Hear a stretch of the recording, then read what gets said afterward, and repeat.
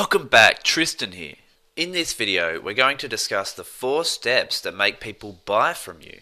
By now, you should have 2 things: an exciting life goal and a number that represents the previous goal, so that you know subconsciously that if you achieve these numbers financially, you will own that car, you will have that overseas trip, you will own that house. These are really important. You can't just go out there and get results if your brain doesn't know why you're getting them. So that's the why done, and now we're going to talk about the how. There's many different aspects to door-to-door sales. There's getting your allocation or allocating your turf. There's driving to and from your designated knocking area. There's appointments, there's chasing leads, there's presenting, there's managing the sales, doing your paperwork, time management, psychology, sociology, mass marketing. There's a lot. But one of the most important is your presentation skills. If you're not presenting at a high level and closing a good proportion of the presentations you give, you're wasting leads. You're wasting people's time, especially your own time, right? So let's talk about how to present in a way that makes people buy from you. Now, when you're knocking doors and you're talking about your product, do your prospects generally believe you?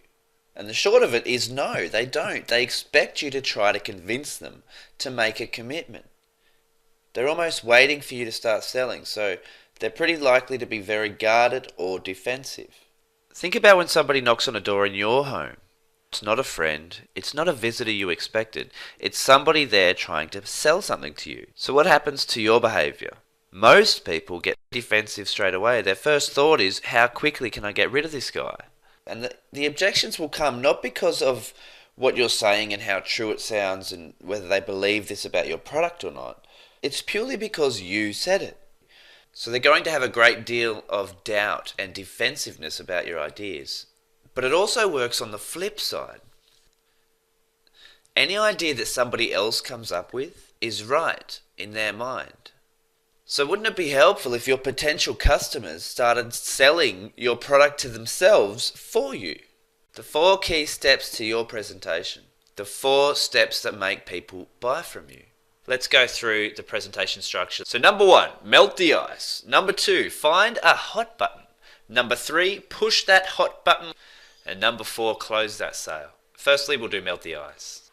You need to scout the area. So when you're coming into a house for the first time, just check out the front lawn and the house and the state it's in and what's around. Is there a car being fixed out the front?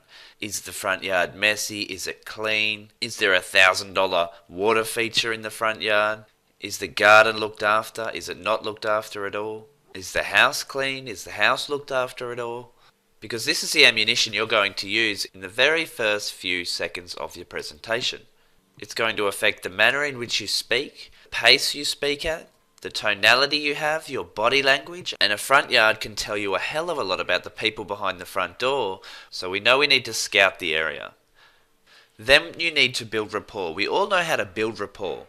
Simply ask questions about the person that you're speaking to that have generally nothing to do with your product. You can talk about the suburb that you're in and what's going on around there. Again, something to do with the front yard or something that you've seen in their house, in their area, or anything else that could be relevant to this person. Please do not talk about the weather. It needs to be something relevant. Don't just bring up a generic thing like, gee, it's a hot day we're having today. Unless it's stupidly hot that you're melting, in which case you probably shouldn't be knocking. Don't bring up the weather. You really want to avoid that. Then what you're going to do is acknowledge their reaction. You're going to always see how they're traveling with you. After you've said your first little opening line, whatever it is, how did they react? Do they look interested to hear what you have to say? Are they extremely closed and want you to go away? Are they happy-go-lucky mood? Are they very serious? Do they look playful? Maybe they're glad you're there and they want to tell you their life story. Do they look like they're frustrated? They just had the worst day of their life? What state are they in? Who are they? You need to analyze all these things really quickly. And the easiest way to build rapport is just ask questions about the person you're talking to. After you've broke the conversation with something relevant to that person, and just be your happy-go-lucky self. Smile, and people will smile back at you, and just make sure that you are being yourself. That is the biggest key to building rapport. The only other thing you need to know about rapport is how important it is. I had a student once come to me and then we were going through his pitch to try and work out where he went wrong, because the door that he knocked on was a sale. It was just a sale. He messed it up, and we were trying to go through everything. We were going through each benefit. Did he do this here? Yes. Were you always closing the whole time? Yes. Did you do this? Yes, yes. How was your rapport?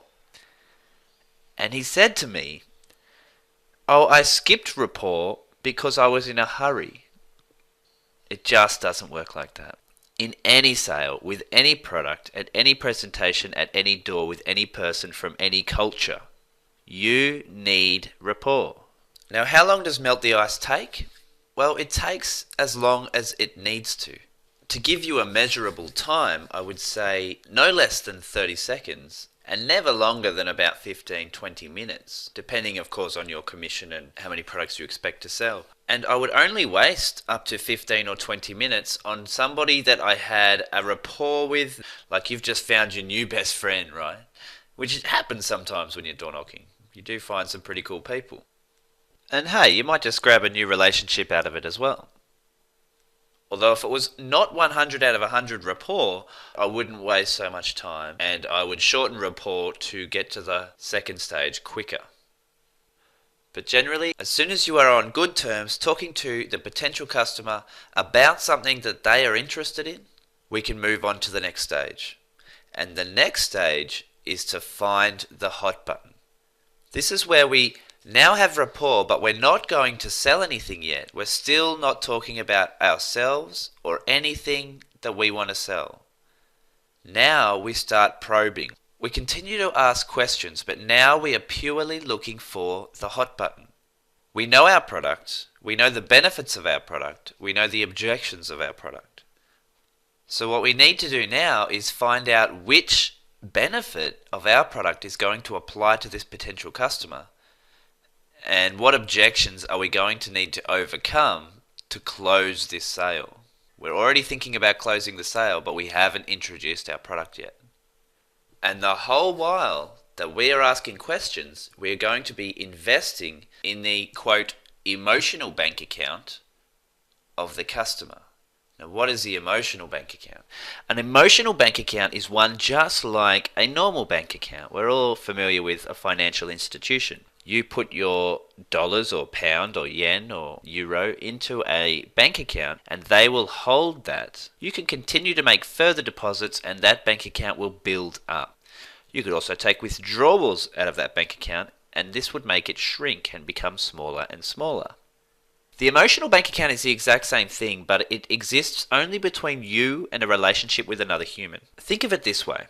To have somebody buy something off you, they need to have something in their emotional bank account from you. Now, how do you put a deposit into somebody else's emotional bank account?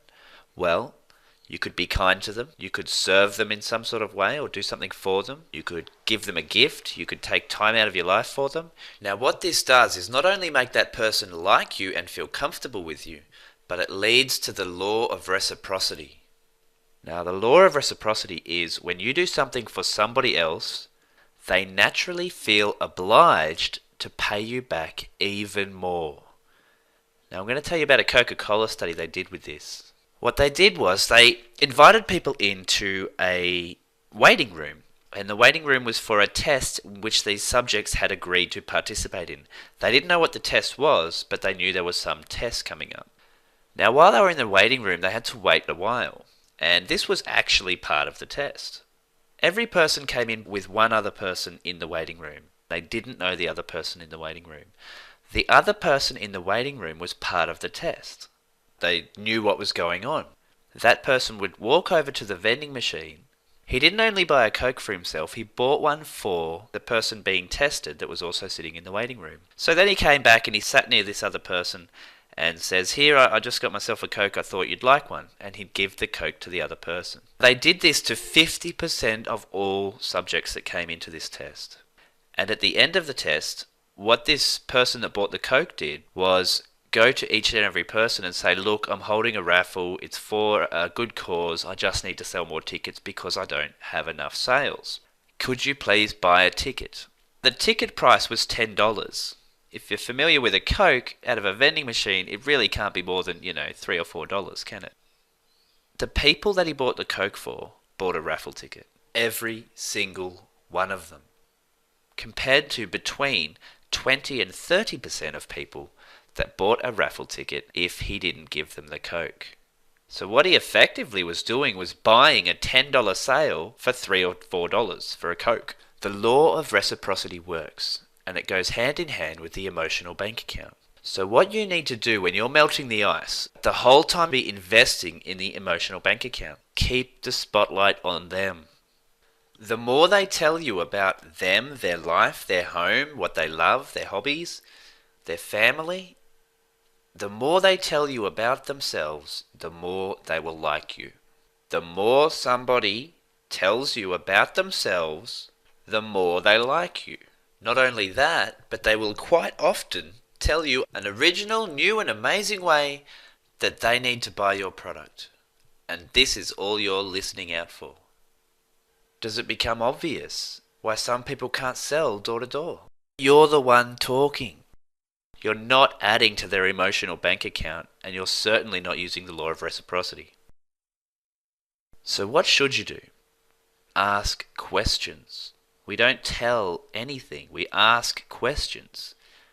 Because not only is this person going to start firing off endorphins in their mind as they talk about their favourite hobby, they're also going to be feeding you all of the information that you need and then start turning it around for the next stage of the presentation.